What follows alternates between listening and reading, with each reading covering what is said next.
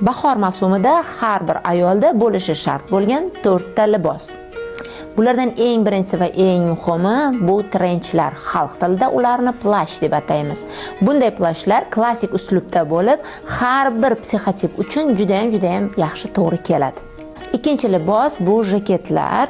Ayollar buni xalq tilida pidjaklar ham deb atashadi. Bunday pidjaklar bugungi kunda eng universal va eng kerakli kiyim hisoblanadi. Uchinchi libos bu kardiganlar.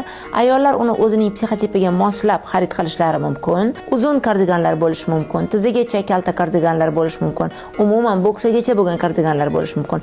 Yumshoq fakturali, to'qilgan, ayrim hollarda belbog'lari bor kardiganlar sizning garderobingizga juda ham fayz qo'shib beradi. Va to'rtinchisi, buni yoshingizga qarab tanlashingiz kerak. Bu kasuxa kurtkalar, ya'ni charm matodan tikilgan yengil kalta kurtkalar. Ularni ko'p holatlarda ko'ylak yoki yubkalar bilan kiyishni tavsiya qilgan bo'lardim.